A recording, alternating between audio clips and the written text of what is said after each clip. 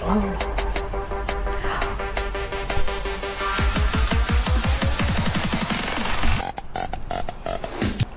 आप भी ऐसे गर्दन के कालेपन से परेशान हैं?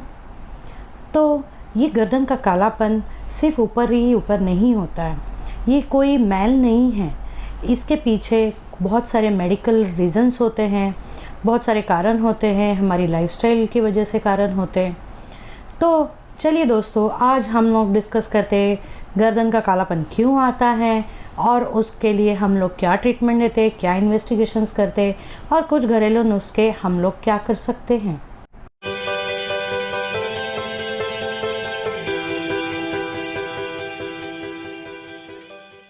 तो हम जानते हैं इसके कारण क्या होते हैं जिसकी वजह से गर्दन के ऊपर कालापन आता है।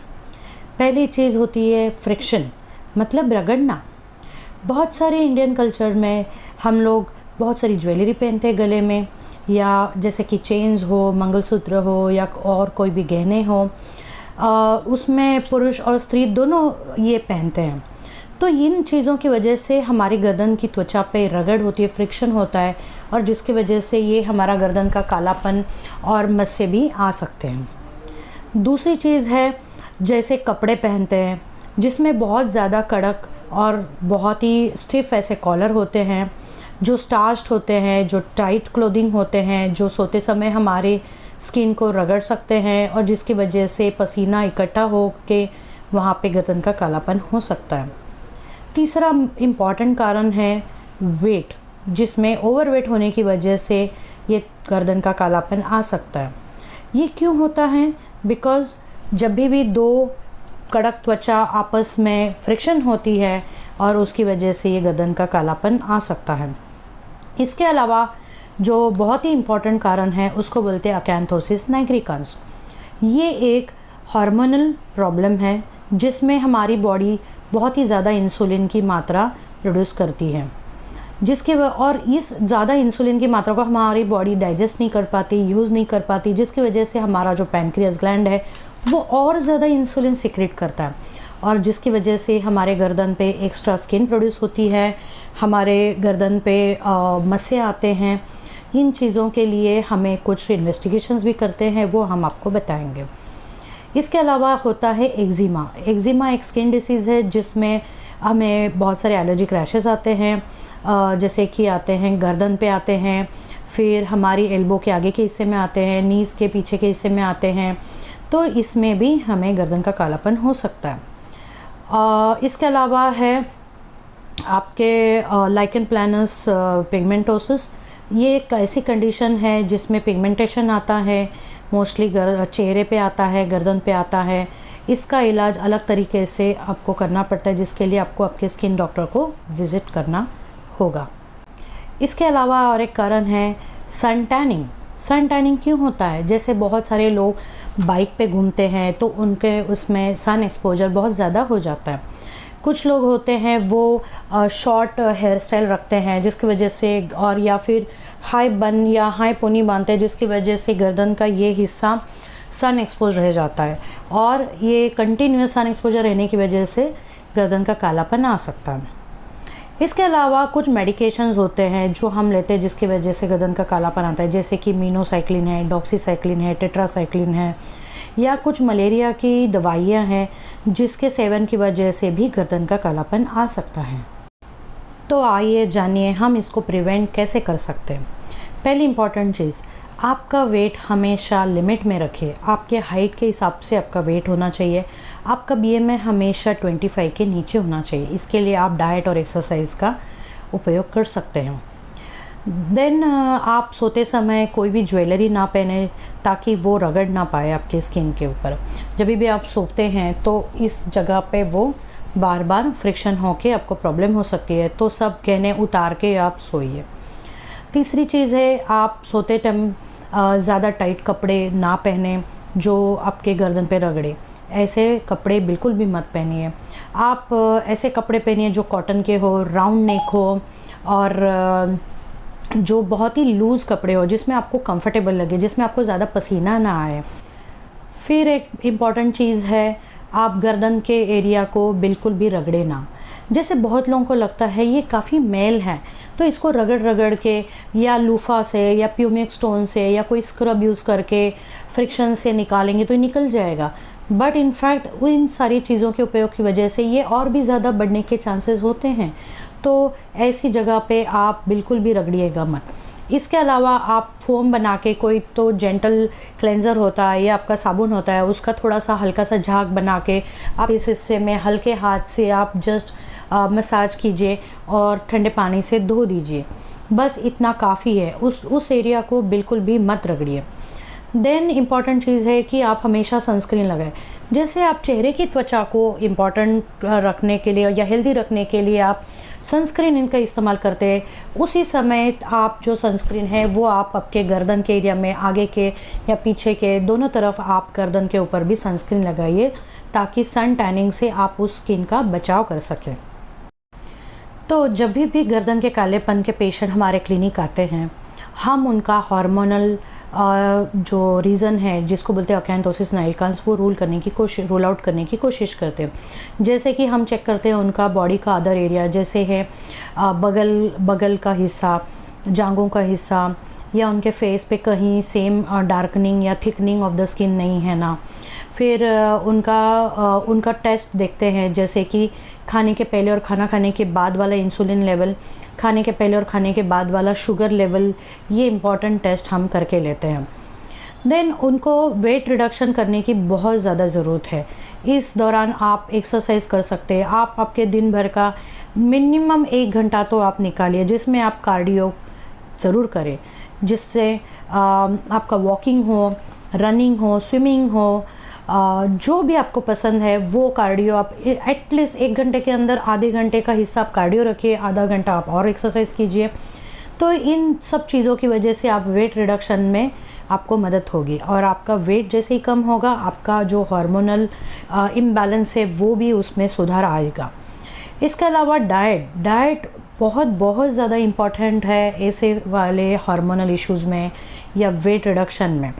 ज़्यादातर स्वीट प्रोडक्ट जैसे है gulab jamun, rasgulla, chocolate, pastries, ice cream, ये सब जो हाई ग्लाइसेमिक इंडेक्स वाली चीज़ें हैं वो अवॉइड करिए। दूसरी चीज़ है मैदा कॉम्प्लेक्स कार्बोहाइड्रेट है, इसका जल्दी डाइजेशन नहीं हो पाता। मैदा जैसे कि फ़ास्ट फूड में है pasta, burger, pizza, samosa, noodles, इन सब चीज़ों में ज़्यादातर ब्रेड, बिस्किट्स, इन सब चीज़ों में ज़्यादातर मैदा होता है। तो ये आप प्लीज़ अवॉइड कीजिए, ये बिल्कुल भी अच्छा नहीं है आपके बॉडी के लिए, आपके डाइजेशन के लिए, आपके स्किन के लिए भी। फिर जो भी एरेटेड ड्रिंक्स हो, कलर्ड मटेरियल हो, प्रिजर्वेटिव फूड्स हो, ये मत खाइए। जितना हो सके आपके डाइट में प्रोटीन की मात्रा जैसे, और फिर सलाड्स है, फ्रूट्स है, ग्रीन वेजिटेबल्स है, स्प्राउट्स है, इनकी मात्रा आप ज़्यादा ऐड करें, जिसकी वजह से आपको फुलनेस आएगा और आप ज़्यादा ओवर ईटिंग ना करें, जिसकी वजह से आपका वेट ना बढ़े। वेट रिडक्शन रखना ये बहुत ही इम्पॉर्टेंट चीज़ है और आपका ग्लाइसेमिक इंडेक्स नीचे रखना भी बहुत ही इम्पॉर्टेंट है, बिकॉज अकैंथोसिस नाइग्रिकांस में आपका इंसुलिन लेवल की मात्रा बहुत हाई हो जाती है, इसका बहुत ज़्यादा इम्बैलेंस हो जाता है। तो इन सब चीज़ों पे बहुत ज़्यादा ध्यान देना ज़रूरी है। इसके अलावा जब भी पेशेंट हमारे इधर आता है, हम उनको ट्रीटमेंट में क्या क्या देते हैं देखते हैं। मोस्ट ऑफ द टाइम हमारे ट्रीटमेंट का हिस्सा होता है ग्लाइकोलिक एसिड, जिसमें ग्लाइकोलिक एसिड 6% हो, ऐसे वाले क्रीम्स हम ज़्यादातर यूज़ करते हैं। ये क्रीम्स या फिर कोजिक एसिड हो, जिनको बहुत माइल्ड हो उनके लिए कोजिक एसिड यूज़ करते हैं, और जिनको थोड़ा ज़्यादा हो उनके लिए ग्लाइकोलिक 6% यूज़ करते हैं। ये जो भी क्रीम है शुरुआती दिनों में आप शॉर्ट कॉन्टैक्ट पीरियड में रखें, बिकॉज़ आपको नहीं पता कि आपको ये किस हद तक सूट होगा नहीं होगा। तो आप बहुत ही धीरे धीरे ये क्रीम्स लगाइए, जैसे कि पहले हफ्ते में 2 ही दिन लगाइए, फिर हफ्ते में 3 दिन लगाइए, धीरे धीरे इसकी जो मात्रा है वो बढ़ाते रहिए। अगर आपको बहुत ही ज़्यादा इरिटेशन हो रही है इन क्रीम्स की वजह से, आप उसमें आप थोड़ा जो नॉन परफ्यूम्ड और नॉन कलर्ड मॉइस्चराइज़र है लोशन के फॉर्म में, वो आप उसमें मिक्स करके उसको गर्दन पे लगा सकते हैं, जिसकी वजह से इरिटेशन कम होगी और आपको वहाँ पे ना इचिंग होगी ना, और आपको रिज़ल्ट्स भी दिखाई देंगे ये क्रीम्स की वजह से। और सनस्क्रीन हमने जैसे डिस्कस किया, सनस्क्रीन बहुत ही इम्पॉर्टेंट है आपकी त्वचा की अच्छी हेल्थ के लिए, भले वो फेस हो, गर्दन हो या कोई और बॉडी का हिस्सा। जो सन एक्सपोज्ड एरिया है उस पर सनस्क्रीन लगाना बहुत ही ज़्यादा इम्पॉर्टेंट है। ये हो गई treatment in the form of creams. इसके अलावा अगर किसी को बहुत ही ज़्यादा मात्रा में गर्दन का कालापन है और उनके ब्लड टेस्ट भी एबनॉर्मल है तो उसके हिसाब से हम उन्हें ओरल मेडिसिन भी देते हैं। क्रीम्स के अलावा हम ट्रीटमेंट भी प्रोवाइड करते हैं जिसमें हम लोग बोलते हैं केमिकल पील्स। केमिकल पील की वजह से आपका जो गर्दन का एक्स्ट्रा स्किन है, जो थिक स्किन है, वो एक्सफोलिएट होती है, जो दाग है वो काफ़ी हद तक कम होते हैं। इनके सेशंस होते हैं जैसे कि 2 हफ्ते में या 3 हफ्तों में एक बार, ऐसे 4 से 6 सेशंस की ज़रूरत होती है, जिसकी वजह से धीरे धीरे आपका जो काला और जो कड़क स्किन है गर्दन के हिस्से पे वो आपका एक्सफोलिएट होता रहता है। इसके साथ हम मॉइस्चराइज़र और सनस्क्रीन का उपयोग ज़रूर मानते हैं और आपको सलाह देते हैं कि ये इसका इस्तेमाल ज़रूर करें। इसके अलावा कुछ घरेलू नुस्खे भी हैं जो हम घर पे लगा सकते हैं, जैसे कि बेसन, हल्दी, दही और शहद, इनको मिक्स करके आप उनका थिक पेस्ट बना के गर्दन के हिस्से पे लगाइए, उसको सूखने दीजिए जैसे कि 15 से 20 मिनट और उसको ठंडे पानी से धो दीजिए। बेसन एक बहुत ही अच्छा एक्सफोलिएटर है जो सेफ़ है, जिसकी वजह से आपका जो थिक स्किन है वो निकल आएगा। शहद होता है, उसमें एक नेचुरल ग्लाइकोलिक एसिड होता है जिसकी वजह से वो आपके पिगमेंटेशन पे काम करेगा। दही जो है उसमें लैक्टिक एसिड होता है जो मॉइस्चराइजिंग इफेक्ट देता है। टर्मरिक भी आपके गर्दन के स्किन को एक येलो टिंट देता है जिसकी वजह से आपका कालापन भी छुप जाता है। तो इसका पेस्ट बना के आप हफ्ते में 2 या 3 बार आपके गर्दन पे लगाइए और ठंडे पानी से धो दीजिए।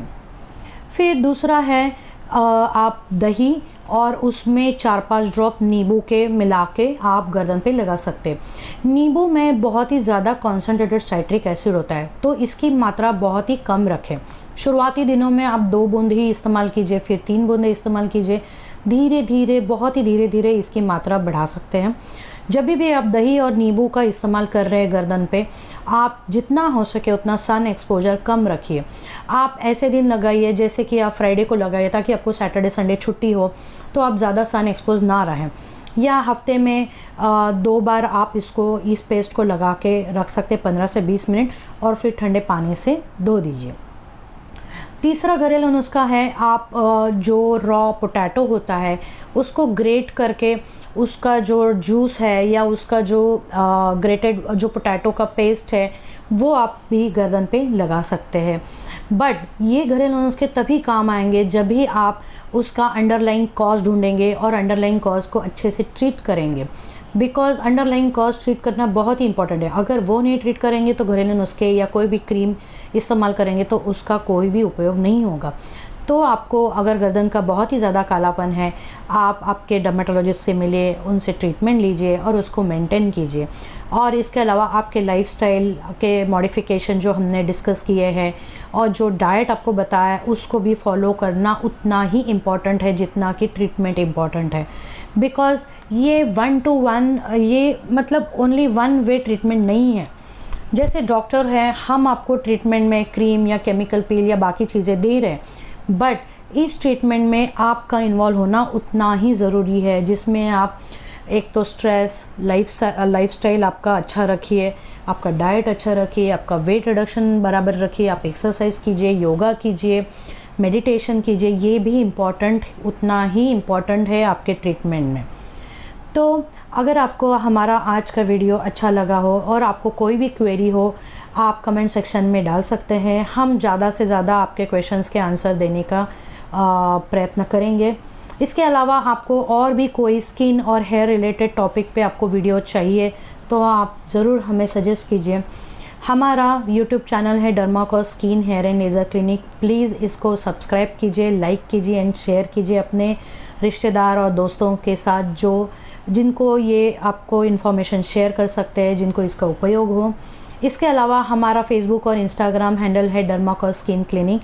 प्लीज़ उसको फॉलो कीजिए। और ये आज का वीडियो देखने के लिए बहुत बहुत धन्यवाद। मैं आशा करती हूँ आप ऐसे ट्रीटमेंट करके या ऐसे प्रिवेंशन करके आप आपके गर्दन का कालापन ठीक कर सकते हैं, और आप करेंगे भी। बट इसके साथ आपका पूरा जो बॉडी का मेंटेनेंस है या पूरा बॉडी का हेल्थ है, आपके डाइट और एक्सरसाइज से प्लीज़ मेंटेन कीजिए। धन्यवाद। Thank you.